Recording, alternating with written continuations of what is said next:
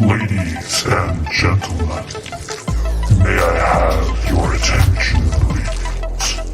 The show starts in 10, 9, 8, 7, 6, 5, 4, 3, 2, 1.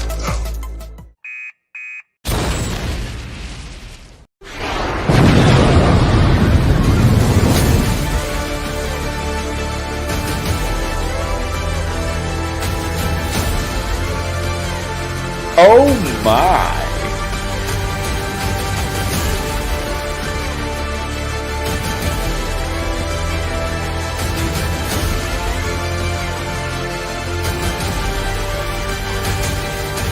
Uh-oh.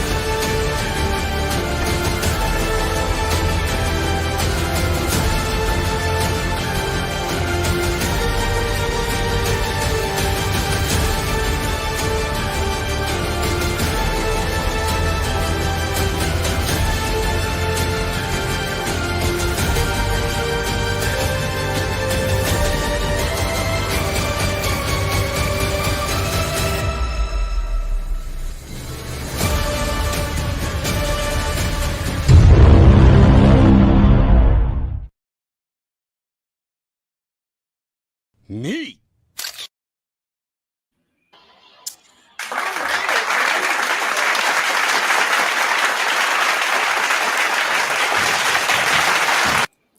I fixed it. One day I am going to find your soundboard and I'm going to massacre it. I'm going to take a sledgehammer and swing it and crack it, and it's going to be gorgeous.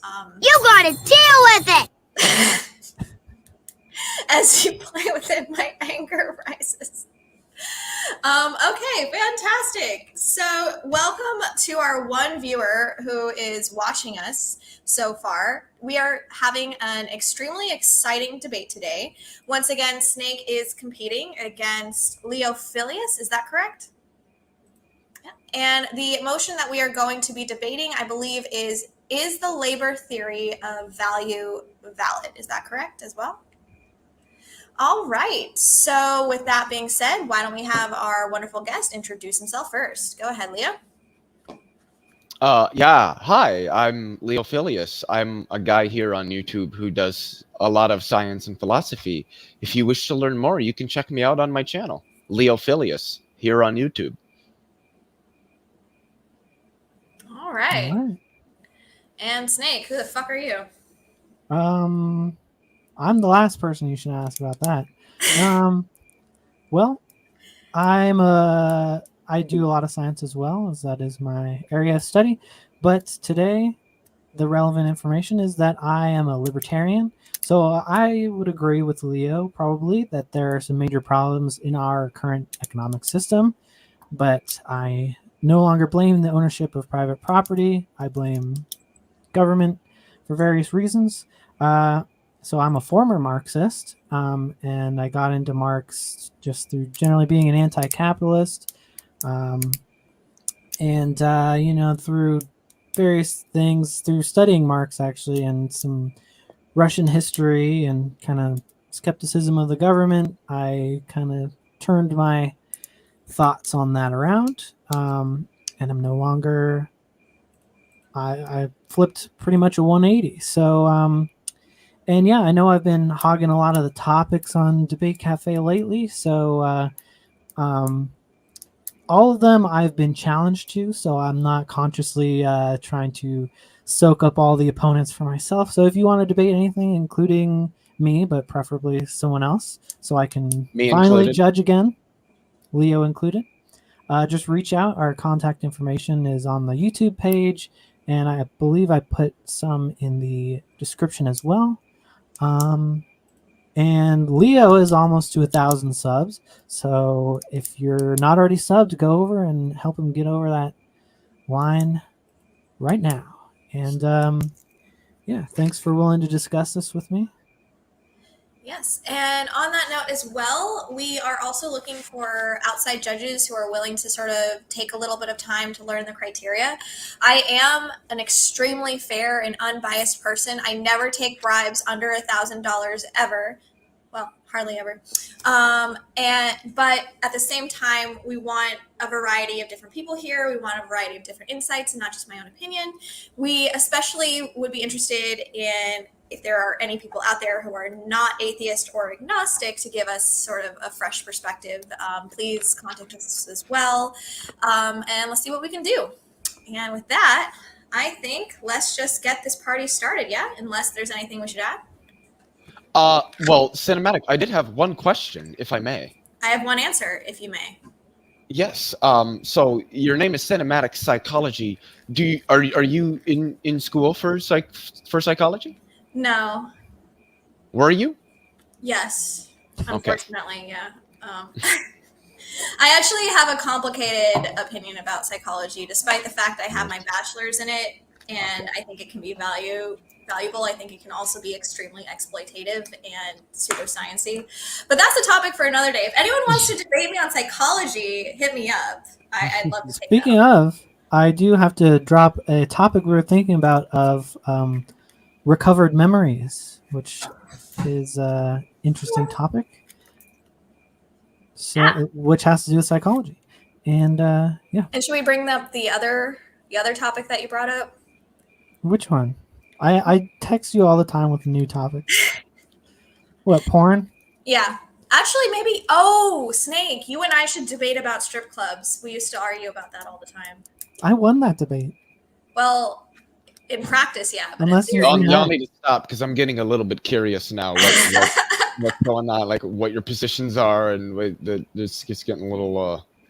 All right, we'll worry about that later. Okay, let's get this party started. All right, so Leo, since you are the affirmative, we're going to be doing format B today, which means that both opponents will have 10 minutes to present their case, 5 minutes of rebuttal, and then 30 minutes of open discussion. So Leo, tell me when you're ready to begin your time. Yeah, I'm ready now. So the labor theory of value is not something that can be easily disseminated in about 10 minutes, but I'm going to attempt to do my best. There are a lot of nuanced aspects to it. There are a variety of different people throughout history who have commented on it, and they didn't all necessarily say the same thing. It is an idea that isn't, I don't think, necessarily attributed to Adam Smith, but he is certainly somebody who initially popularized the idea in his book, The Wealth of Nations, where I believe he presented not only the labor theory of value, but something else called the subjective theory of value, and then sort of juxtaposed these two as potential explanations for what value is in an economy, in political economy.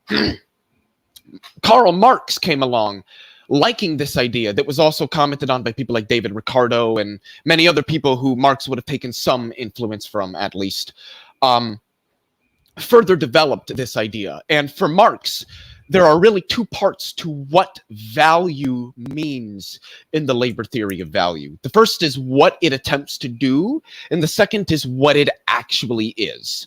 So according to Marx, value is postulated to explain long-run equilibrium prices in our economies. What is a long-run equilibrium price?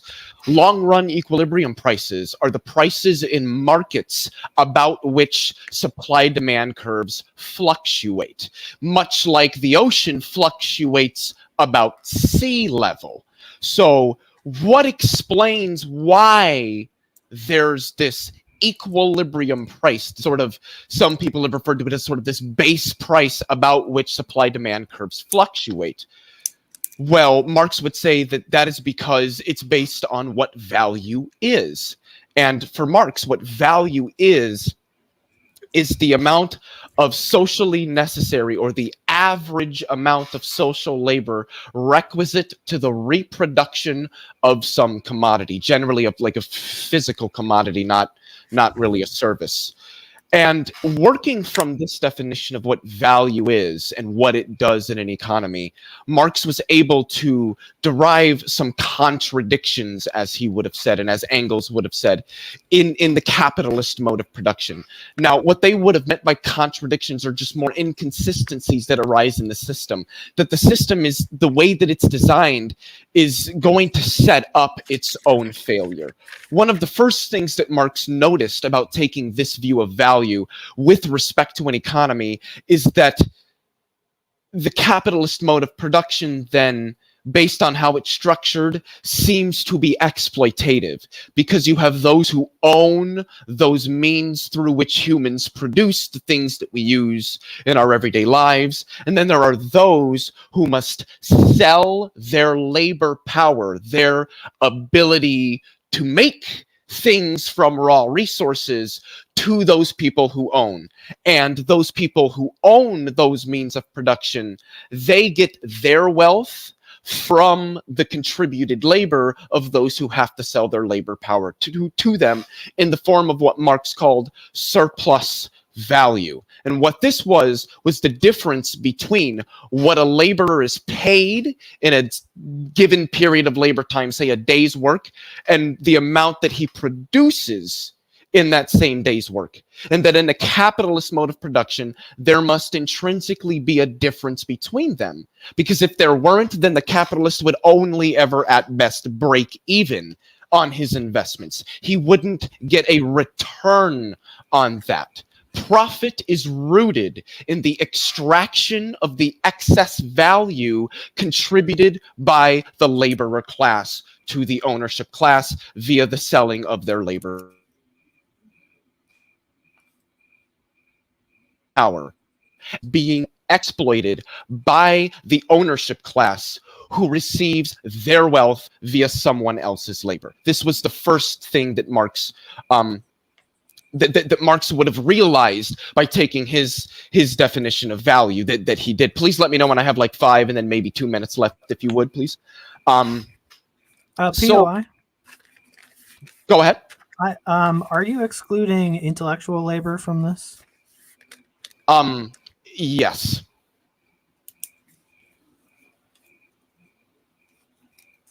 Am I good to continue? Yeah. Okay. So, the next thing that would have been realized is that under a capitalist mode of production, the average worker is going to have very, very little, if any, control over their labor and how it is utilized.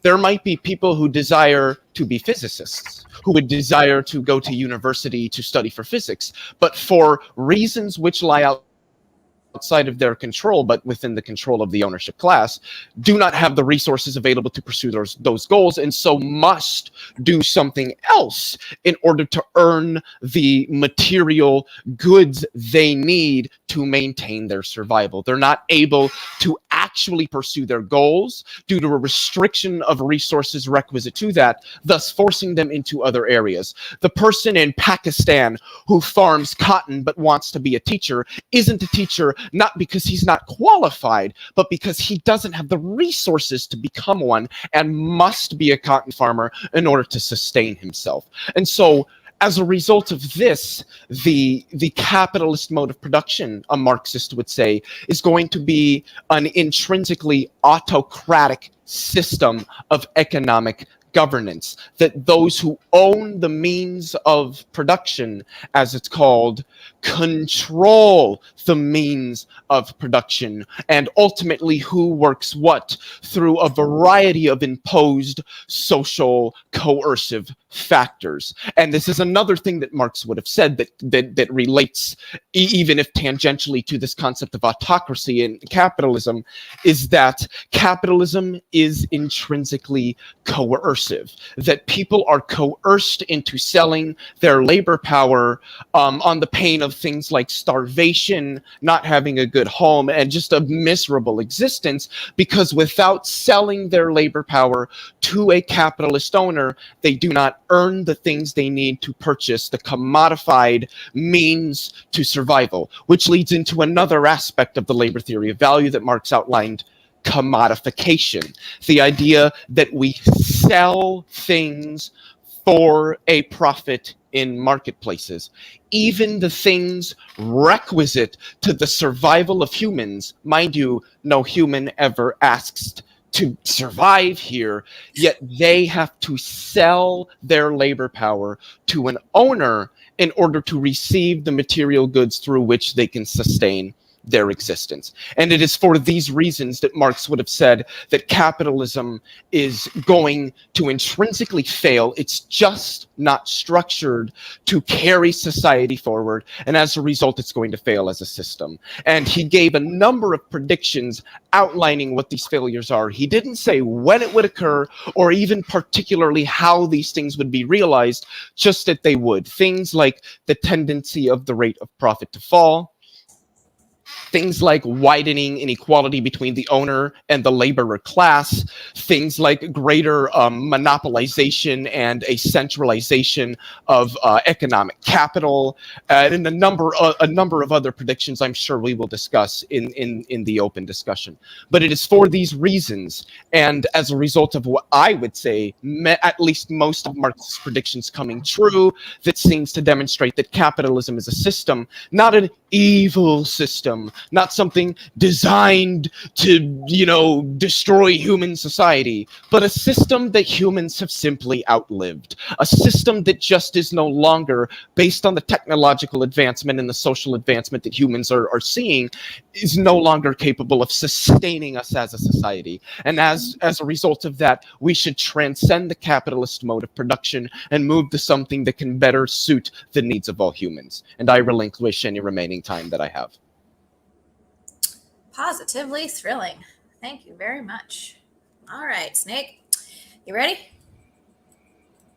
I was born ready. No, you weren't. How do you know? You weren't There's there. no way you were, as a newborn baby, ready to debate the labor theory of value. That's a different topic. So right. I am the Messiah, but that's discussion for another day. So. Ready, set, go. Okay. So as Leo did a fairly decent job, I would say a good job defining the labor theory of value. And just for anyone who's unfamiliar, it states that the economic value is determined by the amount of labor, or as Karl Marx writes in Capital, the amount of socially necessary labor required to produce it. It's not unique to, but is essential to Marxist economic critiques. As Leo said, it predates Marx, but it's very important to Marxist economics, which for this reason alone it should be suspect, as all Marxist economics have failed in every attempt. But substantially what's wrong with the concept of the labor theory of value, or LTV, is it should be obvious from the onset. You can pour as much labor hours into something as you want, but if there's no demand for the product, then it has no value. The LTV doesn't describe even Economics 101, which is supply and demand, and it can't even fully describe supply. It can only describe what and how much labor, but it doesn't describe the rarity, quality, or demand of this labor or materials. So for an example, a good chef can take the same ingredients and spend the same amount of labor creating a great dish as a bad chef who burns all the food, and yet the end products have different values depending on skill. The LTV would be unable to distinguish the value of these products. It may also be the case that the good chef can produce a higher quality product in less time. In this case, the LTV would predict that the chef who takes longer to cook the same or an inferior quality dish would be worth more just because it took more labor. And this holds true even over an average economy.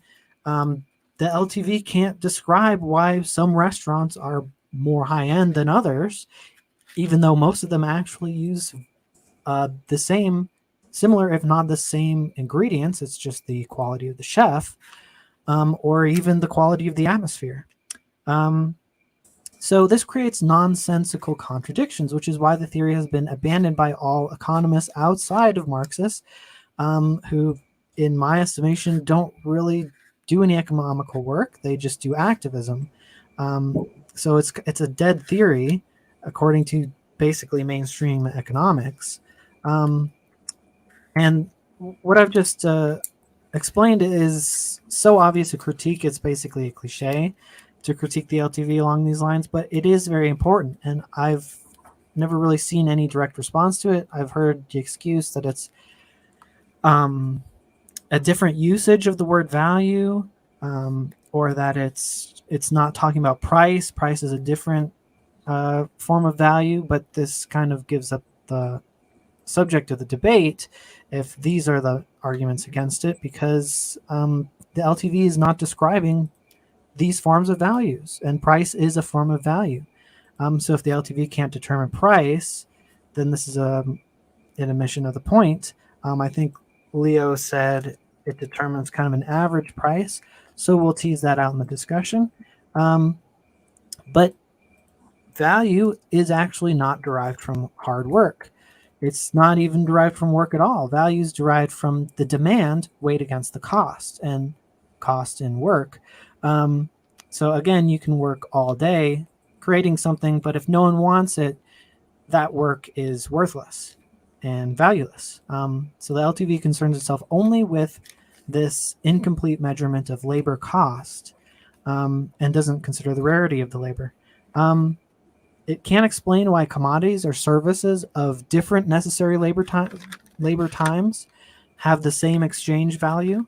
For example, maybe like a half hour or hour singing performance by some famous singer has the same trade and use value as several high-end motor vehicles that took thousands of workers, thousands of labor hours to create,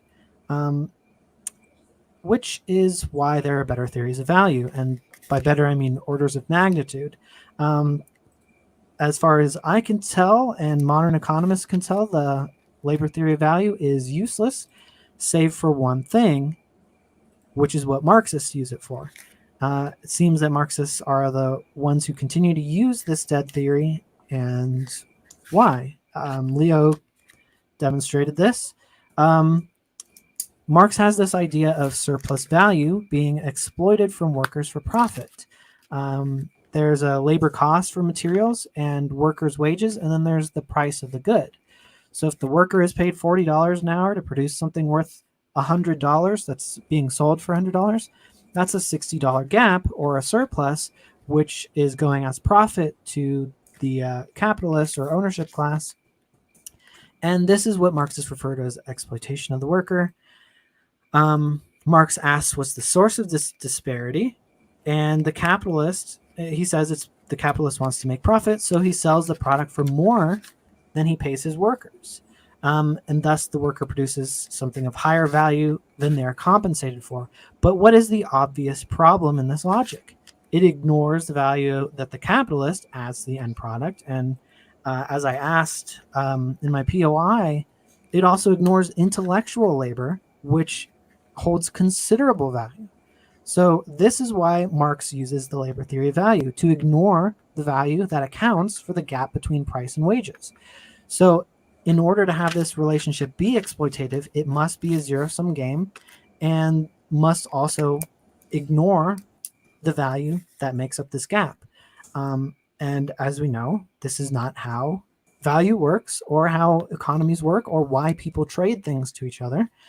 People value different things differently, and people who go to work value their paycheck more than they value their time. That's simply how it works. And the person paying them values their labor more than they value the money they give to them. Even though the exchange rate is apparently the same, both people are apparently profiting off of it. They're getting something they would rather have out of the exchange. So the only way there's an imbalance is if you redefine value and if you arbitrarily ignore much of the labor value. The less obvious problem is that price is in fact a form of value. And yeah, I guess we'll get to that in discussion. And Marx is critiquing social relationships between humans, which is not really reducible to energy expenditure over time. Yet bafflingly, he relies on energy expenditure as a measure of this. How much time do I have left? You have 2 minutes, 28 seconds. Okay. So Marx was also mystified by the use of money as capital used to buy commodities to sell for more money, which he describes as commodity fetishism. And I'll skip the quote on that because Marx basically talks in word salad, but essentially what he describes is what I just described. This is because he ascribes to the labor theory of value, and he's confused because it cannot describe the value of money used as an investment.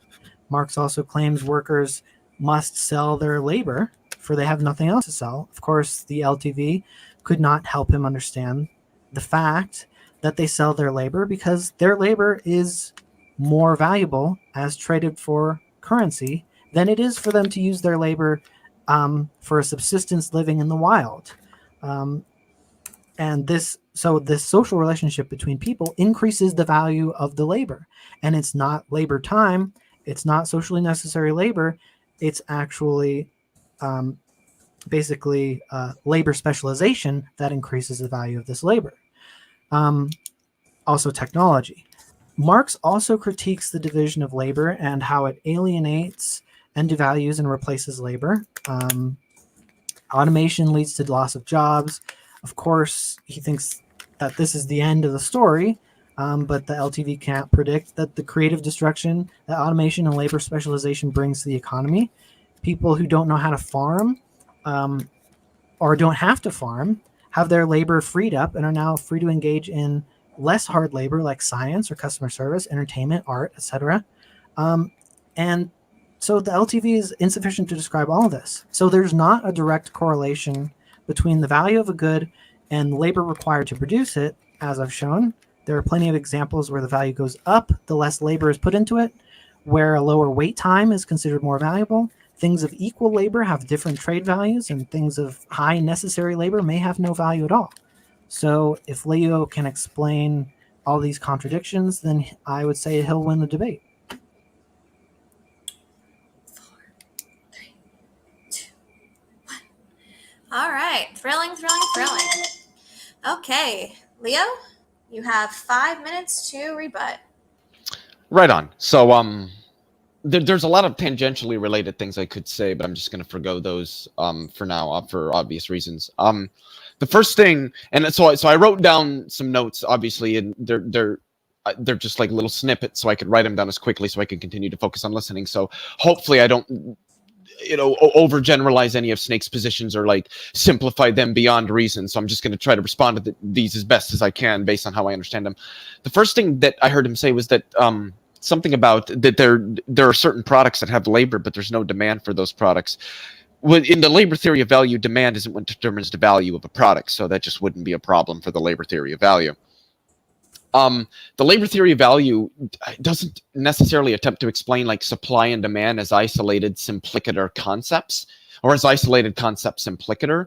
It explains supply and demand in virtue of the equilibrium between them, which is where value is rooted in. So I don't think like supply and demand are really a problem for the labor theory of value. It kind of presumes that those are going to be things intrinsic to some sort of market system, which is what the labor theory of value is criticizing. The thing with certain things in different amounts of labor is that somebody might take 6 hours to produce a chair, and then somebody might take 2 hours to produce a chair. Because the person who took 6 hours to produce it took more time, that doesn't make the chair more valuable in the LTV. Because remember, value is the average social time, or the average amount of social labor requisite to the reproduction of a commodity.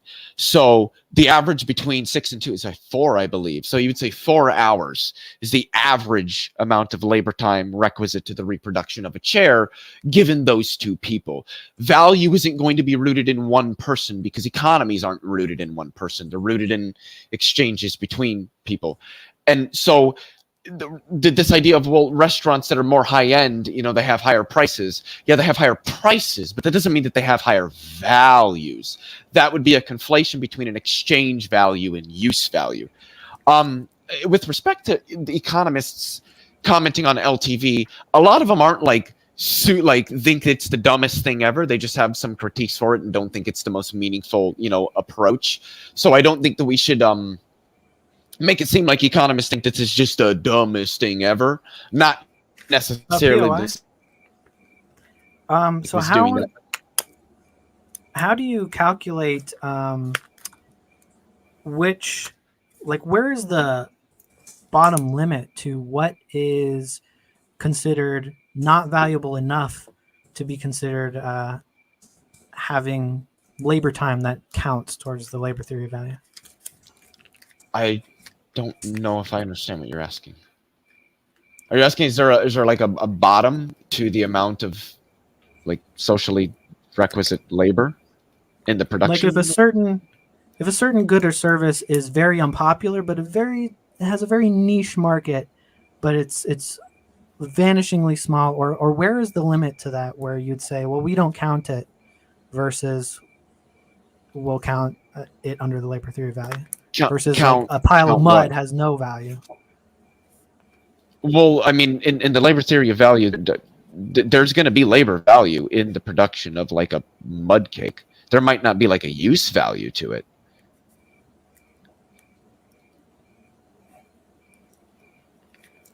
Okay. Continue. Okay. Hold on, I got to figure out where I'm at. I just think that most economists don't really have grounded critiques of the LTV. I've asked people in my family that have masters or PhDs in economics, and they just tell me, as well as some friends, and they just say, I don't really know that much about Marxism. So I think that there are some economists that have comments on this, but I would doubt that it would be most. I do think that LTV can explain price. The price is largely just going to be the realization of the value of something when exchanged on a market. And I think it's also worth noting that the LTV doesn't attempt to explain all possible forms of value. So if it says, well, the LTV can't explain this type of value, well, it might not be attempting to. So that's something we need to keep in mind. This idea that, well, if no one wants it, then it's worthless. Well, this just assumes a different definition of value than the labor theory of value. So it's just somebody who holds to the LTV is just going to intuitively disagree with that. They just take value to mean something different in that sense. Services, the idea of like services rather than productive manufacturing. The LTV doesn't really address things out. Am I over my time or what? Yep. Okay. All right. Snake, you ready? Yeah. Okay. 5, 4, 3, 2, Snake, go. Okay. So you said that I can't really critique all these insufficiencies to describe like certain prices or other economic values aren't really critiques of the labor theory of value, because under the labor theory of value it has a different narrow definition of value. So it doesn't consider demand or intellectual labor as part of that value. So it seems kind of like you're demanding for, like, I can't show that it's insufficient unless I have some kind of internal critique where it has contradictions within itself. But the thing is that there is a concept of value that exists outside of the labor theory of value. So it seems like you're arbitrarily narrowing the definition and saying, well, the labor theory of value considers value this, so therefore you can't critique it, except that there is value outside of it. So it's like saying, well, I don't have a virus because I define a virus as a fungal infection. So it really doesn't seem to make sense, because for example, you said that the LTV could potentially describe price, but it might be able to describe some prices, but certainly not why the fancy restaurant can charge more for its food, or why, or any of the examples I brought up in my opening, like why certain things that have the same labor value sell for different prices, or why things that have the exact same labor value sell for different prices. Or I just said that, didn't I? So there are a ton of price values that the LTV can't explain, and it can't explain. I think you said it doesn't explain like services, but this is a form of value. And so if you're artificially just redefining the term value to only fit this concept, then it seems like kind of a semantical sleight of hand, just to avoid and ignore the real world value that actual economics do take into consideration. So I would like to explore why this theory and Marx exclude intellectual labor. I'd like to understand how you calculate the average amount of social time to do something, because the reason I asked for like a bottom limit is, so if I count something that maybe takes a lifetime to produce, if I'm working on a novel for 20 years of my life and I sell it to 2 people, is that just as valuable as a giant pile of mud that I spent 20 years creating and no one wants to buy it? Are you going to average that value with someone who can pump out 10 novels a year? It seems like we can really screw up the average value with things like that. But with the subjective theory of value, we account for demand, which is why people actually buy things that might cost more than what they can get like wholesale, because you can go to Costco and get the same amount of stuff for less, for cheaper, or you can go buy it at the grocery store, but it's different amounts. So you decide what's most valuable to you, even though it might cost more over an average time to buy your stuff piecemeal instead of bulk. It's more convenient for you because of various reasons. And this, again, it ignores the value that investment or management has in the business, where that actually all this labor, consider a restaurant, cooking, cleaning, busing, waiting, all of this alone is worthless without management and organization. All right, team. It's time for your 30-minute crossfire. Kill each other. 3, 2, 1, go. I don't think that'll happen. Me and Snake, you get along for the most part, actually. But I did want to say, it's not that people who hold to the LTV, I'm just probably going to refer to it as that. Obviously, you know what it is. Are like trying to fit, or like trying to say, oh, well, we're going to take these things and fit it into this. It's more like, well, we're starting with this and then seeing what concords with that. So when I hear you say, well, we're ignoring like the value of that, like a CEO, or like the value of somebody who's not like productively doing something, well, for somebody that holds to the LTV, that's just not value. There's no value in that sense, and it is strict. But I don't think that this is. This is just a quick point I'm going to make to add to that.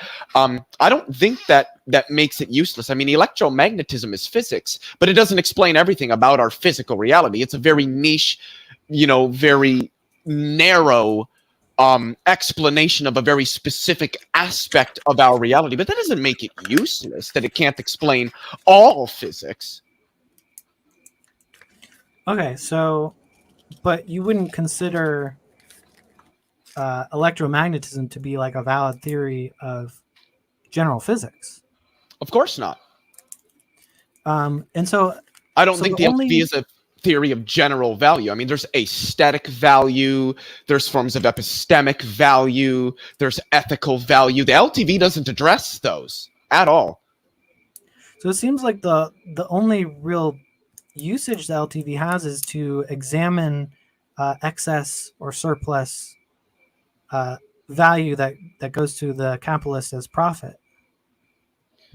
Well, what I would say is other than that, it's just a tautology. It's just saying the amount of socially necessary labor is the amount of socially necessary labor. Well, I mean, in some sense, yeah. If you say the value is the amount of socially necessary or the average amount of social labor requisite to the reproduction of a commodity, and all we're defining value to be, I mean, but if I said a bachelor is a married man, you would agree that's tautological, but I don't think you would agree that it's uninformative. I mean, it's still it's to tell. I mean, it's just analytic at that point. I mean, I could agree with that. What is it that you said before that? I'm sorry. That the only use for it would be for in basically surplus making value. Yeah. So what I wanted to say to that was that I think that the idea of the concept of surplus value is derivative of the application of an LTV as a critique, because that's really what the LTV is. It's so what do we think value is? Okay, so this is what we think value is. Okay, so how does that bear on the systems, the certain socioeconomic systems under which we live? Well, these kinds of certain analytic examinations, I guess you could say, are derivative of taking this model and applying it as a critique to the system. So the idea of surplus value is derivative of the application of the LTV. Yeah, and that's I guess the problem is because you can't really derive anything else. Like, you can't, just the fact of socially necessary labor doesn't inform us of anything other than the pointing out there's some labor that was used to create this, but it doesn't tell us anything about how much people are willing to spend on it, or how many people even want it, regardless of how much cost in terms of how much they work for. How much of their paycheck that they work for are they going to give up to achieve it? So I don't see the point, other than having this trying to kind of force this disparity between the workers, what they produce in work value, and the price that it's sold to consumers at. I guess what I would say is that there's, in the LTV, there's just a difference between the value of something and the price. I mean, you've got exchange value, which would be the value at which a commodity is exchanged on a broader marketplace. Then you've got the use value, which is the use in something, and this kind of goes to what Jason is talking about in the side chat with natural resources and their value. They have a use value. They perhaps have an exchange value, but they have a labor value. I mean, some of them do and some of them don't. I mean, we don't make water, but we do extract water, and we do need to expend. Humans are largely requisite to that process. So there's going to be value in, say, I mean, it doesn't even have to be water. It could just be coal. There's going to be value in coal. There's going to be a use value to it, obviously, because you can burn it to produce heat and energy. There's also going to be a value to it in terms of the amount of labor that was required to extract that from the earth. And then there's going to be more added as it's refined and all this stuff in a particular plant, and then packaged to be sold in a bag to somebody who's going to use it in a forge or in, like a wood burning stove. They're going to use something like that. So there are different senses of value in the LTV. But didn't you say that it is used to determine price, average price? Well, the price is merely the I guess you could say the rate at which a product is exchanged on a market, but there isn't any reason for somebody, at least who adheres to the LTV, to think that would necessarily be tied to the amount of labor. We do think that it is, but it may not necessarily be equal to the labor. Usually it will be slightly above the labor. Yeah, and so it seems like it's arbitrarily just deciding not to count certain things as value, because, well, one, like other theories of value do everything the LTV does plus more, and it doesn't exclude things. So they can actually determine the price of or at least explain the price of anything. It's not arbitrarily limited to just the average over certain raw goods or products, but the subjective theory of value can determine price for intellectual labor and can determine why there is that gap for profit. And so I don't understand why it arbitrarily just ignores the value that intellectual labor puts into it. Well, honestly, I don't think it does. And I don't think that a subjective theory of value really works. If I went to a car dealership and said, yeah, I subjectively think this car is worth $15,000, pardon my French, but they're going to tell me to fuck off if it's a $95,000 Bentley. I mean, they're going to sell the Bentleys at the price. What I would say is that even under a subjective theory of value, the subjective price is actually based on the equilibrium price in the economy. And the LTV can explain that equilibrium price, but I don't think that I think that you could derive some sort of subjective theory of value from equilibrium prices, but I don't think an STV can explain equilibrium prices, where I think an LTV can explain those equilibrium prices. Well, it does, because the subjective theory of value isn't just whatever I think it costs it should be. It takes into account supply and demand. So supply is, but earlier you said it doesn't consider demand, and you said it excludes intellectual labor too. Well, yeah, it excludes intellectual labor. So let me amend that statement at least. Hopefully you guys don't think me dishonest for doing this, but now that I think about it, so the thing with value in the LTV is that it's rooted in a human using some skill or capability to take a raw resource and turn it into something that people use. If I sit down and write some mathematical equations on a piece of paper and boom, I was able to derive something, maybe like Dirac or Schrodinger or all these guys did. Are you really taking a raw resource and turning it into something that people use? No, that doesn't mean that in maybe some other sense, in an aesthetic sense or in an epistemic or an ontological or some other philosophical sense, that what they do is valuable to society. It's just that it isn't there isn't a product there being created from raw resources via the contribution of human labor.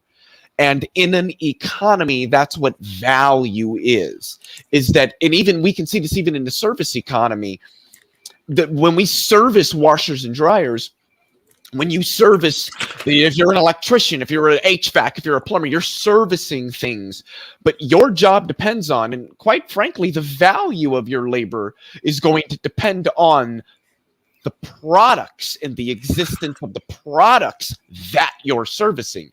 So without the productive labor that makes those, we don't even have service jobs. And this is why it's just not necessary for an LTV to explain value in services, because the value in those services is fundamentally rooted in the production of the actual products that they're servicing. But I would say it is insufficient, because it can't explain why labor increases in value when you combine it with other labor, especially intellectual labor. If I'm just standing around bussing plates from here to there, it doesn't matter unless I have someone who's advertising a restaurant, unless I have cooks to cook the food, advertising to bring in customers. The value of a labor increases because of the other labor that it has a relationship with.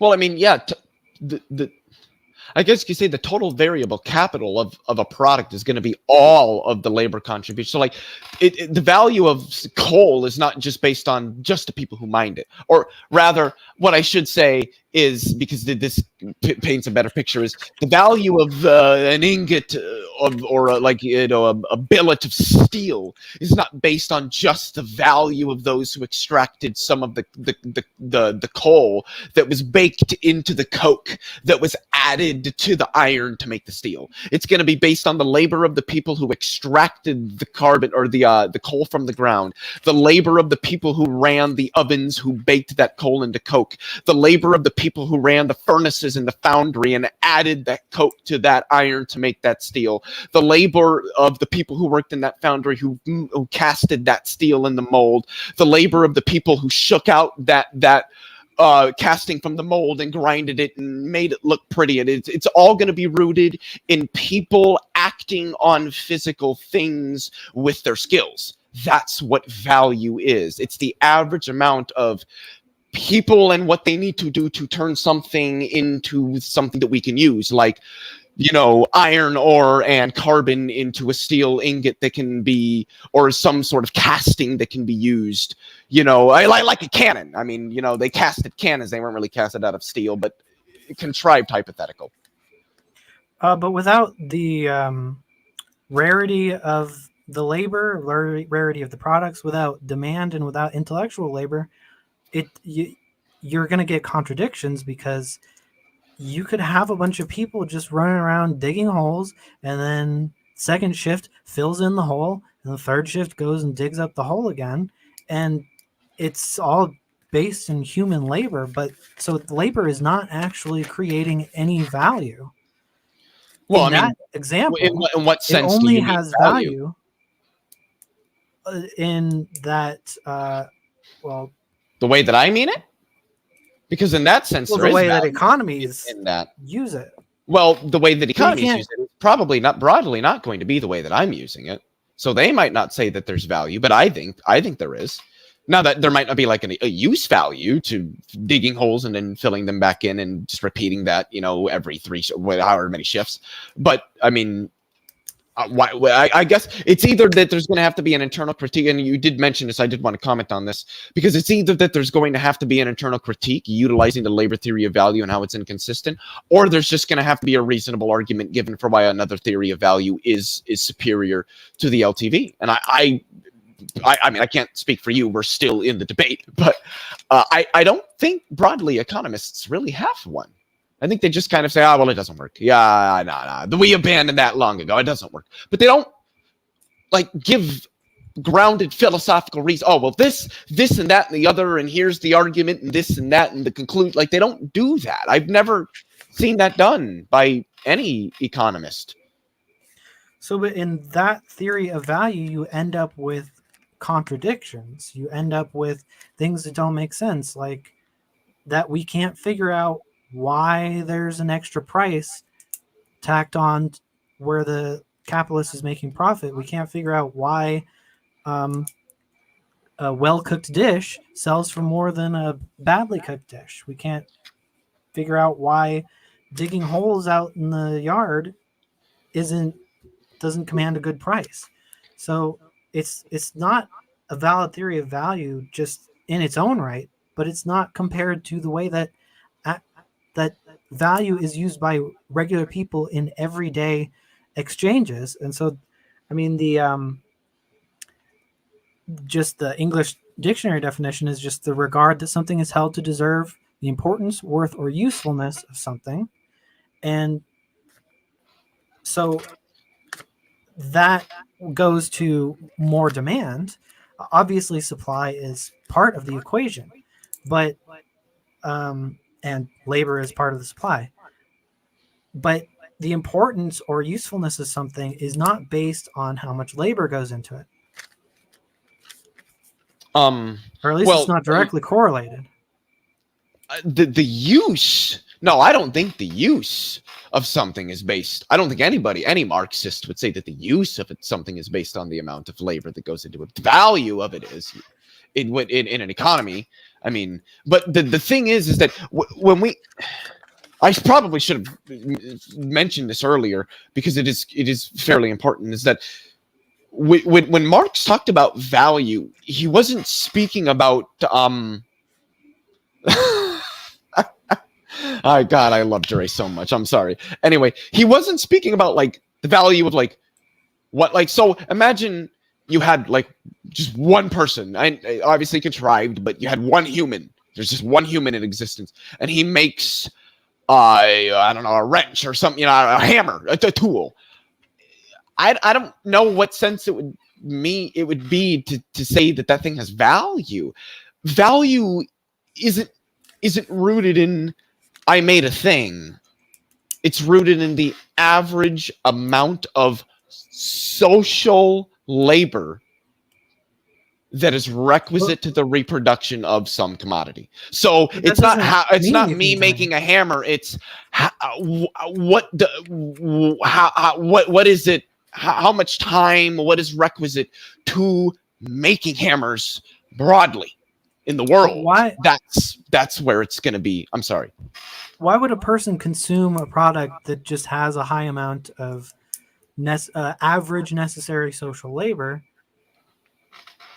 We can't figure out what's going on there just based on that. I don't understand. It's basically meaningless to say the value is the amount of labor on average that goes into it, because there's no more information in that. Nothing else can be derived. Well, if I told you that a bachelor is an unmarried man, does that tell you? Do you think that tells you what a bachelor is?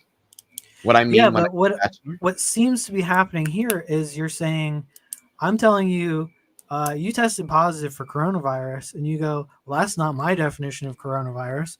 My definition is that I have a possum on my head. Well, I don't see how that really bears on. I guess I'm failing to understand the analogy.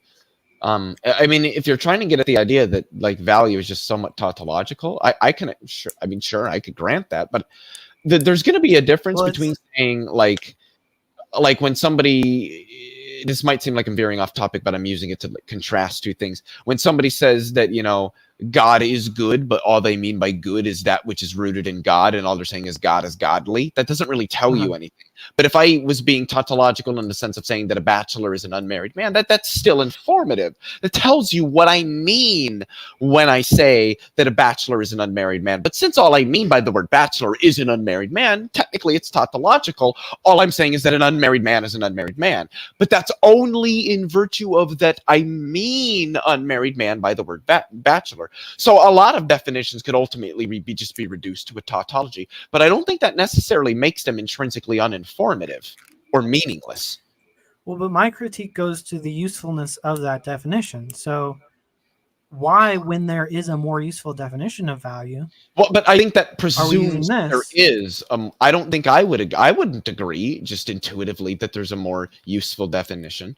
So you'd have to give an argument for why whatever different, I think, subjective theory value is, I think that's what you're, correct me if I'm wrong, I think that's kind of what you're going for here, is more useful than an LTV.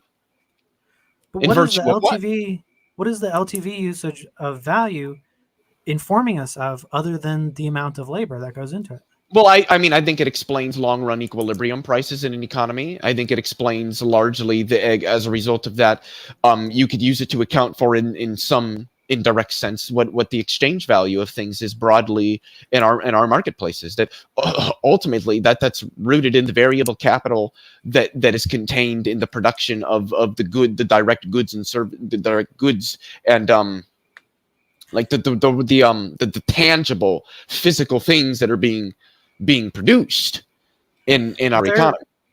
But there's so many absurdities we can get out of just that principle. What's one of them? The fact that you can spend a lot of socially necessary labor power on something that nobody wants or will ever use or will ever be traded in any economy. Yeah, but that's just use and exchange value. The same exact product with the same exact, we could say that it's the same product from the same workers from the same region. They're just producing product after product. This thing has no value in like the Philippines, but it sells like hotcakes in Sweden. Yeah, I would just expect then that there would be, at least under a capitalist mode of production, more of the production of that commodity in Sweden. Sweden's the country you said, Sweden. In Sweden, Well, as it's a result of an anyone. influx It of doesn't matter. inflow of capital. Because the thing is, and this is even something that the LTV talks about, is that when you see a slight like increase in prices in a market, then there's more capital to be gained out of that market via an investment in it. And so what the capitalists are going to do is they're going to start there's going to be an inflow of capital into that market, but then that's just eventually going to slowly drive the price down as they, machinize and automate manufacturing, thereby eliminating the amount of like labor, like actual people necessary. Like this is why products get cheaper when we automate them. And this is one of the things that I would say kind of confirms the labor theory of value, is that take Bic pens. If it took actual people to sit there and put together a Bic pen, they would cost more. They would actually exchange for more in the marketplace. But when you automate them and you eliminate the amount of labor necessary to their production, they get cheaper. Yeah. And I think that shows that the value is rooted in labor, not just in the manufacturing of it simplicator. But no one is disputing that there is cost or value in labor. It's just that it's not nearly sufficient to describe its value on the market, which is based on human motivation and how humans subjectively value things. And it doesn't explain why people generally choose to sell their labor versus go out and start their own business, even though they can, and many do. There is a value to having an investor provide materials for you. This is a valuable service. There's value in hiring people who are better or worse at a particular job. And it doesn't seem like the LTV addresses that, because you're saying that it's just rooted in labor, but it's not sufficient to describing all these exceptions to the rule. Well, it seems that what you're doing is saying that, well, look, these other things are valuable and the LTV doesn't explain their value. But when you say that these things are valuable, you just mean something different than the LTV, which isn't trying necessarily to explain that kind of value. So when we talk about value in the LTV, we're talking about reproductive labor. If it's not that, then it's just not valuable. You can say, well, it doesn't explain the value in it. Well, because it doesn't think there is any. That's not what value means in the LTV. Now, that's not to say that it isn't valuable in some other broader philosophical sense, which the LTV, again, just is not aspiring to address. But as the LTV attempts to outline what value is, certain things fall into that criteria, like reproductive manufacturing, and certain things don't, like a lot of service jobs and CEOs and shareholders who don't really do anything at all. But so that might be the root of why people think that investors don't really do anything at all, is because it's seen that they're not actually producing physical labor, but they're actually doing intellectual labor that has a use, that has value, which is why these people are in the game, because if they're not, they lose all their money. It has value. What particularly do you mean in that sense? It's a useful thing that people want. So you just mean that useful. People will spend. It's useful. There's utility in it. That people certainly think is useful or important, that they're willing to spend effort, time, and money acquiring or contributing with. I mean, I think, in what sense is brainstorming not work? The same as catching fish. Well, it's work. That's work. It's labor. But so the one thing that I wanted. So it's valuable. Oh, I mean, in some sense, yes, it's valuable. I mean, yeah, I mean, philosophers sitting around philosophizing, I would say, is in some sense valuable. But that's just not valuable under what the LTV means. But oh my God, there was a specific point that you said that I wanted to respond to. Can you kind of like summarize the last roughly like 30 seconds of what you said? Maybe it'll come back to me. I kind of was trying to critique the idea that investors carry no value. The larger point was trying to understand, like, Oh yeah, utility. So it seems to me that when you're using value, what you're referring to is really utility. I think that at least under a capitalist mode of production, there's utility to having investors, and I think that that's just the way the system is structured. You need somebody to give you money to do a thing that you want to do, thereby they get a cut of that as a return on that investment that's usually larger than what they invested, despite them doing literally nothing else than giving you the money. But somehow they deserve more than what they gave you, even though they didn't do anything to produce that. And see, that's where the LTV, but they didn't. They didn't produce the goods and services. They didn't run the machines. All they did was give you the money so that you could hire other people to do those things. What they did was find other people who have good business ideas and help those businesses succeed. And so what they're doing is having the labor they're doing is having a good eye for good business people, good businesses, good workers, and providing organization power for those people. So that is a service. Okay, it's a service. Yeah, I acknowledge that. And I think it's only valuable. Like if we weren't under a capitalist mode of production, investors, which would be meaningless. I think they're only going to be meaningful and utilitous under a capitalist mode of production. But it doesn't matter what mode of production you're under. People value things regardless of how you get it. It's just like, what is the value weighed against the cost?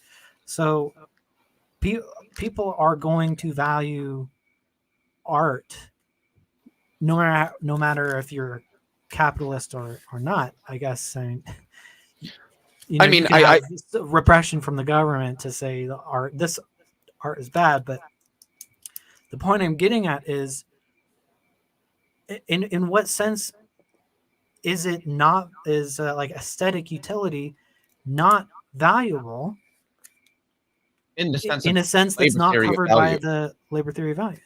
Well, yeah, it's that the labor theory of value just doesn't. It's not trying to describe aesthetic. It's not trying to account for aesthetic value. Well, I mean, I just don't. Then we just have different intuitions. It's just it wasn't an attempt. I mean, prior to Marx, it was never an attempt to describe aesthetic value. That's just not what it does. It's not trying. But I think I can agree with you that regardless of the mode of production or the means of production, the difference being the mode of production is how we organize, how we produce things, and the means of production being how we produce things. That people are going to have different they're going to value different things. But I do think that under a capitalist mode of production, as a result of things like advertisement, commodity fetishism, which you mentioned, that there is going to be certain influences on people for them to desire things that perhaps otherwise they wouldn't.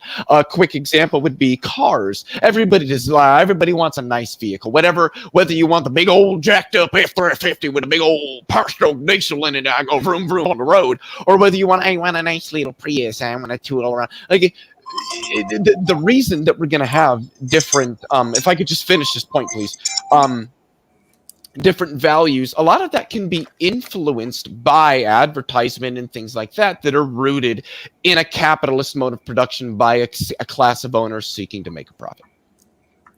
All right, fantastic. I'm going to go ahead and calculate. Snake, do you want to man the questions while I do this? Why can't I woman the questions? Do you want to crew the questions? You're going to crew the questions. Yes. All right. Goodbye. All right. Hopefully we didn't miss any. Hopefully she was paying attention. By the way, who is what Ted? What thumbnail are you talking about? Is your name Ted, Snake? No, this is Ted. Not. Ted Gunderson. Oh. Okay, I see what okay, I'm sorry. Wow. That went over my Ted dropped some truth bombs. Yeah, that went over. I was like, wait, who is he? I'm not Ted. You're not Ted. What? Here's a good question for you, Leah. You know what, Mark? I have a Prius as well. No. Well, in a sense, I did, because, public transportation is better. And I think if that existed, people would tend toward it. And I think the reason they don't is because of capitalism. Promotion of products. Anyway, Oh, I thought we were gonna have closing statements, That's- but are we supposed too to? late for that, I guess. Oh, it's okay. We can do that. How Sure. long do you want? Just like quick 2 minute? Like how long should they be? 5 I'd minutes say each. Max 5. Okay. 5 minutes each. I opened, then you went, then I went, then you went. So I should okay. So yeah, the point that I was trying to bring home there at the end was just that this idea that I think capitalism can do a variety of things to influence and coerce people into thinking that they want certain commodities that they otherwise wouldn't want. And I was using vehicles as an example because if we had robust public transportation, I don't think most people would own cars. If you really think about it, you got to pay for oil changes, you got to pay for gas, you got to pay for maintenance, you got to pay for all of this stuff. And it is ultimately an expense. And if people didn't need to do that and could just pay a couple of bucks to go 15 miles down the road to the grocery store, I think most people probably would. And so I think that demonstrates this idea that capitalists can actually influence the things that we desire, the things that we want, the things that we think that have, utility, and utilize that as a means to maximize their ability to make a profit as a result of us living under a commodified system. Just being honest, I don't think I really heard very good objections to the LTV, just that, well, there's this theory of value that's better because I've just kind of, economists say that. And sure, economists may say that. Sure, economists may know more than me, but that doesn't intrinsically or necessarily mean that anything that I say is wrong or inaccurate. There needs to be addressing what it is that I'm saying in a demonstration that it's wrong. And I just don't think that I've heard anything convincing to me that would lead me to believe that the labor theory of value isn't meaningful when it comes to understanding what value is in economies. It seems that the prices of things largely are determined by the amount of humans doing things to make them that is put into it, to be simplistic, which is why, like I said earlier, when we automate and machinize our economies, prices drop. I don't think anybody would deny that that's a thing that happens. When we automate economies, prices drop. Why is that? Is it because there's a lower amount of humans doing things to make it? Or is it something else? And if it's something else, well, then what? And I would bet that I could probably fit it into a labor theory of value. All right. All right. Do you forfeit your time, Leo? Oh, am I on mute? Oh, No, yes, I do. You said yeah. Okay. Ready, Snake? Okay, yeah. 3, 2, 1, Snake. So I don't think it's useful to understand what's valuable in economics because there's all these exceptions to the rule of labor. You can labor and have it not be very valuable, or you can spend less labor and have it more valuable. Like a restaurant that can pump your food out faster, not necessarily fast food. But for example, I was listening to a talk by this guy who was, it was like marketing.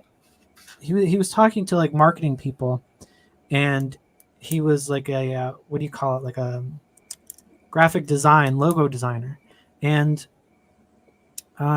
he was talking about how why would you? And this holds true.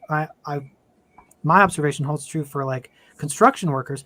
Why would you pay someone more to dedicate more time to create a logo when you could pay them more to pump out a logo very quickly? Because you want that logo out there working. You want as much time advertising and running your company as possible. Why would it be more valuable to pay someone based on how much time they actually spend doing it? And this is the same of a lot of construction that happens. Some companies get paid more to get the job done faster with less labor. And so it's contradictions like this because price is a form of value. And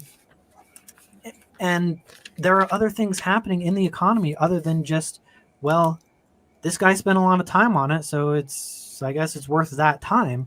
No, there's so much more that goes into that specifically demand. And like, why do prices drop when there's less labor involved? Yes, labor is a cost, but it is not is by far not the only factor or most important factor in determining the price or economic use of an item, or just why it's on the market at all.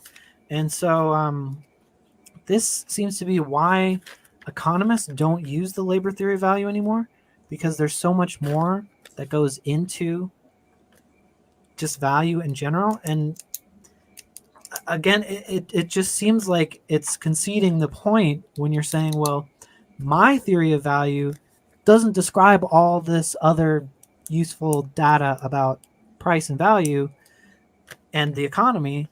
It only describes this one thing. And it seems like it's, again, only being used to critique this disparity in values, where if you use a more complete understanding of value, if you add in intellectual labor, if you add in investment, if you add in the value of money as investment to make more money, these are valuable things. And it creates a much stronger understanding of why things are happening in the economy, why things don't follow the rule of always being more valuable or more expensive based on just sheer labor value. And so saying that this is like the base price that things fluctuate around at first kind of sounds like it might be right, but again, you could almost flip it and say that demand is the base price around which things fluctuate. If there's not a demand, there's not going to be any labor in the first place to produce the good. So the amount of effort people are going to expend to extract things or assemble things with labor is always going to be dependent upon whether there's demand in the first place for it. And so, it just doesn't describe like why people find more value in contributing to a larger association of people who are all increasing the worth of each other's work versus just going out there and using the same amount of labor time to hunt rabbits and stuff in the wild.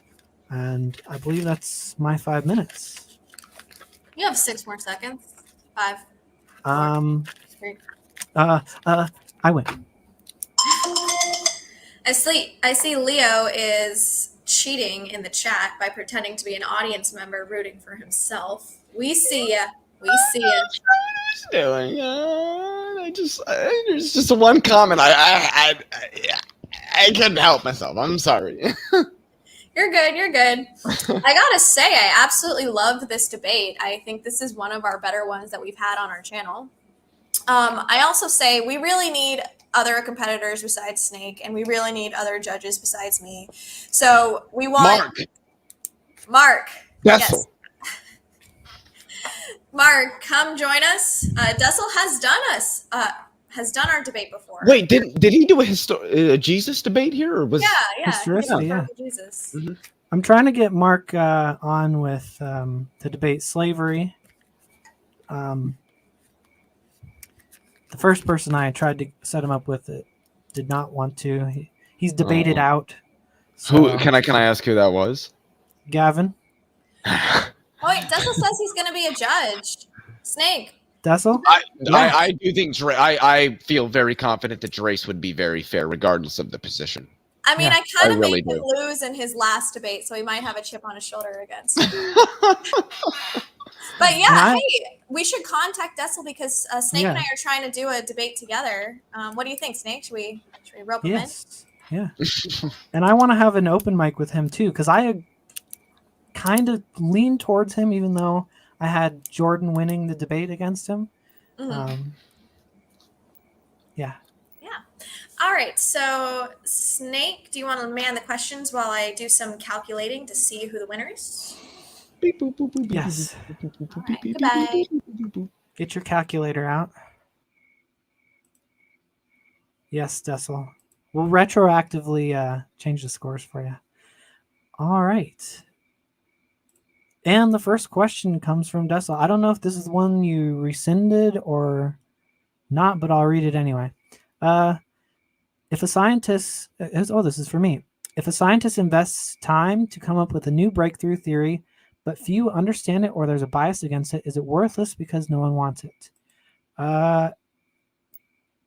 In a sense, yeah, because it has that potential worth, but the scientist is going to be sitting there saying, I wasted my time for nothing. And so in that sense, wasted time is kind of worthless time. And so, yeah, it doesn't have like economic value. I suppose it could have like intellectual value or just like truth value. But if there's no demand for it, then it doesn't have any economic value. If there's bias against it, so are you talking about creation science here? What value does creation science have? I would say it does have economic value because people spend money on it, unfortunately. So you do get those unfortunate things where something is true, where it has no value, or something is false, but it apparently people value it. So yeah. Ted asks, "Force replaces demand." I'm not sure. I'm not. Can you interpret that? Force replaces demand. Force replaces demand. What would that mean? Honestly, Maybe I don't know. Maybe force is like labor. Labor trumps demand. Yeah, I'm trying to understand this like as charitably as I could. I really. If you're there, clarify. Yeah, because I don't think I understand. I just don't understand what you mean by this. Okay, so Drace says he has a problem with subjective theory of value. Well, it's just describing why the economy behaves the way it does, and people are strange creatures, so they'll value whatever the capital putting is, 10 pounds of filler in their lips. I don't know. Different people like different things. Not to shit on plastic surgery, I just watched a documentary about Brazilian butt lifts, so that's what's on my mind. Oh, jeez. Of course you were, Snake. Yeah. I didn't put it on. Oh, okay. But I was there. And I did look at the butts.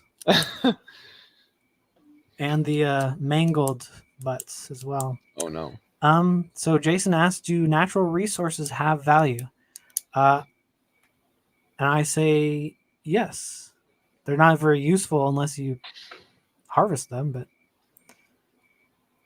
I would say yes. Natural resources have a use value. This is often, the diamonds and water argument. I'm sure Snake's probably heard what I'm talking about. Maybe Jason has as well.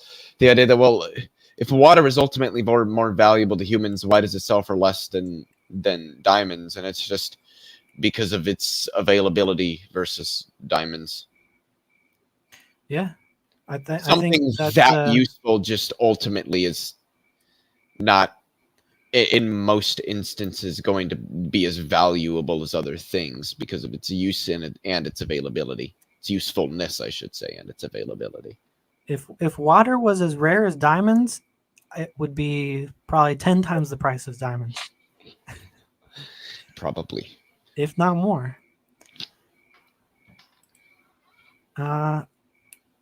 Dessel asks, Leo, when the scientist makes a breakthrough, it often has tech applications relevant to economic production, so why shouldn't it be included?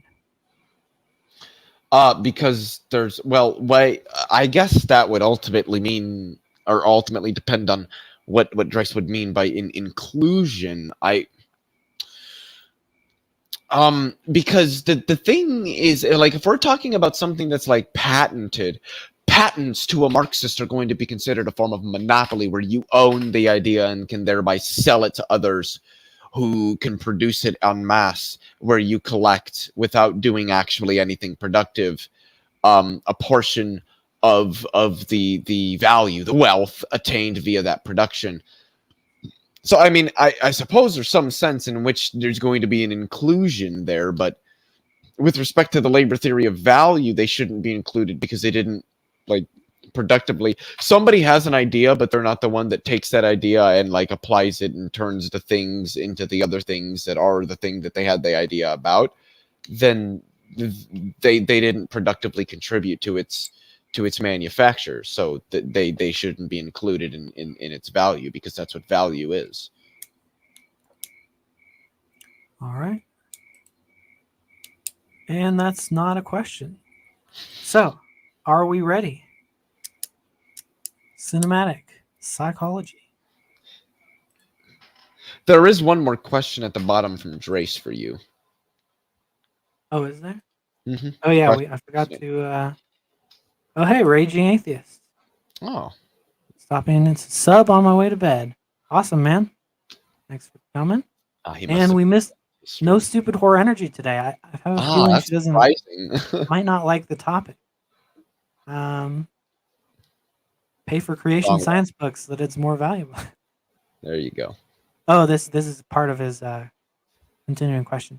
So for me, the breakthrough scientist who has a theory that can make everyone's lives better, but they don't get it or makes them emotionally uncomfortable, so it's worthless, but they will pay for creation science books so it's more valuable. Is that a question? I think he's asking you, like, there's a breakthrough scientist whose idea goes nowhere, but there's a bunch of creation scientists who sell a shit pile of books and earn a shit pile of money. So you're saying that in the latter case, that's more valuable than the former case. I think that's what he's asking. Economically, yeah. In terms of truth value, that's a different question. But it depends. It's subjective. So one country full of a bunch of creationists is not going to find this very useful. Some other country might base their entire economy based over it. So yeah. All right, team. Want to know the results? Sure. Sure. Okay. All right. Snake, do you want to know the results? Okay. All right. So I'm just going to kind of go through both of you at the same time because I'm feeling lazy tonight. So Leo's main point was basically addressing the value is the average amount of social labor necessary for a social commodity, and that is what he spent his time defending. Snake basically summarizing their case was you can pour as many hour labors into something as you like, but if there's no demand, there's no value. I thought that Snake sort of kicked off with the strong points with the chef analogy of a good chef can make better food than a bad chef, even if they work at the same level. And also, I thought it was interesting how Snake brought up the social contract of labor being more valuable for currency than to survive alone in the wild. Therefore, it's not necessarily inherently exploitative. I thought Leo's rebuttal towards the chef analogy was strong in that we're not talking about individualized cases. Rather, we're talking about average levels of value. And I also think that Leo did well in differentiating that the labor theory of value does not necessarily encompass the value somebody's willing to pay, but there is a differentiation that we need to take into account for. I thought that it was weak how Leo mentioned how he would bring up this concept to his family members, and his family members had nothing different to say. I always tell my debaters personally, do not reference anecdotes. Do not reference your own life, people that you know, because if we don't know, that's your own case, and that's really, really subjective. I think that Snake tried to make the case that Leo was arbitrarily narrowing the definition, and I felt like Leo did well in proving that that's not the case. And especially Snake tried to sort of bury their case in that Leo was being tautological or repetitive, and I think Leo defended it in proving that he was not being repetitive. He was simply making a definition for what value was. A bachelor is a married man. So I think he won that contention. And I think Leo also did strongly in saying that just because it doesn't explain everything doesn't mean that it's useless, and that the value of a service, I thought it was really interesting how Leo brought up the point of, services really don't matter if you don't care about the product that you are servicing. I thought it was weak how Leo brought up that there's no other model that economics use instead. They do. And Snake was basing their argument on the alternative model, which is, the model of supply and demand, which is basically what you get taught in Introduction to Economics. So that was something he tried to assert, but it's just not true. And I think Snake did really strongly in bringing up the fact that this really doesn't explain so many things, like why people start their own business, as well as other intangibles. In summary, I think that Snake's case was that this model just doesn't account for enough. There are so many exceptions to the point where it's just not really that valid. So now I'm going to give you the score, and to kind of summarize why I gave you the score, I'm also going to break down the components. Does anyone remember our 3 components? It's style, content, and strategy. So for Snake, I gave your style a 32. I thought it was, so 32, that's a B. Can I ask what the scale is? Oh yeah, so style and content are out of 40 and strategy is out of 20 for a total of 100. So Snake, I gave you a 32 out of 40, so that's a B. I thought you had good style. You carried yourself well. Content, I gave you a 36 out of 40. I thought that you were very strong in content and very strong in your logic and your arguments. And for strategy, I gave you an 18 out of 20. I think that, you really base your arguments strongly and you were able to sort of try to use your time to attack Leo in generally good ways, except I think you wasted a little too much time on the tautology point when it just didn't really work for you. I think Leo did stronger in that. For Leo, I gave him a 36 in style because he is exceptionally entertaining and animated to watch and passionate. And so not only did you present yourself well, but you were interesting. And we want that as a channel and in our debaters. In content, I gave you a 33.5, which is a B. I thought that your arguments were strong, but I thought Snake's arguments were stronger. And in strategy, I gave you a 17. I think that Snake was a little bit better with their time than you were. So in total, Snake received 86 and Leo received 86.5. So even though I felt like Snake's arguments were better, Leo, because of our criteria, you are the victor by a 0.5 margin. So thank you very much. Come on, man. You should move your arms around more and be more expressive, Snake. Come on. Like, how you going to... Style matters. We agreed on the criteria together, Snake. We were in the same room, so don't get mad when it gets used against you. Like, which is, I think it's in the description, and it's in that the formatting thing, the debate rules. It's at the bottom, so most people miss it. Yeah, but I do feel like in content, your arguments were stronger, Snake. If that's anything for you. Now I am the raging atheist. Oh, that's funny. I think your content was... I thought your arguments were stronger, but holistically, Leo... Okay, you know what? I can see we're no longer friends anymore, so... Is that please don't tell me that's the same glass of wine you've been drinking the whole time. Oh, fuck. I can't believe you've done this. Is that's like your 4th, right?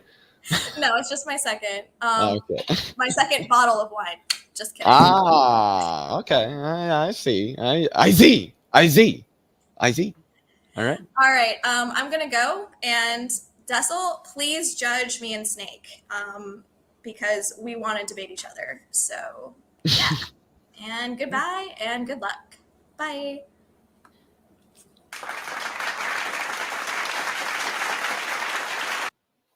Yes. Our audience is trained to stop clapping on a dime. So she just leaves it to you, huh? She's just like, all right, I'm out. You shut this down, Snake. You got it, right? I got the technical stuff. Oof. Oh, definitely. Oh, wait, hold on. Is CP's name Rachel, I'm assuming? Or is like Rachel somebody else? I don't know if this is out information. Well, I was gonna say, I mean, it's in the Discord. She kind of looks like a Rachel. Which, by the way, there is a Discord which I think might be linked in the description. Let me check. But there is. I would join, but dude, I'm never on Discord. I am never on fucking Discord. Yeah, I have to force myself to, but people want it. So. Clubhouse, that's right. That's right, man. I need to get onto Clubhouse to hunt down Darth Dawkins once more. Oh yeah, you should. Oh god, dude, your debate with him was just amazing. Every time he'd say something and it was just wrong, he'd be like, "Well, see, I have a ground," and he'd just be like, "No, you don't." I fucking loved it, dude. Yep. And because you could see he was getting mad. That's why he rage quit. I know, dude. It was. So... I asked like one question, and he's like, "That's it. I'm out of here." Yeah, he yeah. Or fighting with James. That was the best part. Dude. James, you're the worst debater. No, yeah, The worst moderator of all. Moderator. James, did you screen this moderator? I asked you to screen, or did you screen this interlocutor? I asked you to screen my interlocutor. Oh my god. He's such a douche, but he's a lot of fun, I will say that. Yeah. Alrighty, I'm gonna take off. This was you know me, Snake. I'm gonna be honest, I don't really look at like debates, win and lose, but I know you guys got a formal thing going here. But I thought this was an absolutely phenomenal discussion, and as I predicted, you did much better than T-Jump did. You actually knew a little bit about your own position and the position that I take, because you said yourself that you were previously a Marxist, whereas I just, I don't dislike T-Jump, but I just don't think he really knew anything about. Like, it seemed to me he was just like Googling things as I was saying them. Anyway, I am gonna get out of here. Well, I'll wait for you to end this stream. Yeah, I actually wasn't surprising to. I'm actually surprised I won that. I thought I was gonna lose when I heard my last score was a 17. So, well, Rachel is a virulent Bernie hater, so she's not a friend of socialism or anything around that. So you did well. No, well, I don't know if this is a question better to ask when we're not live, but how would you describe her politically? More kind of like what you are, libertarian, or? She has, she came to me and kind of came out of the closet as a libertarian. Okay. And wanted to go to like the libertarian convention, and that was when COVID hit. And yeah. So yeah, okay. She's not as extreme as I am. I would probably lean more ANCAP, but I think it's a little extreme. I think I could pull you away from that, but you'd still be a libertarian. I don't think we're ready for anarchy, but yeah.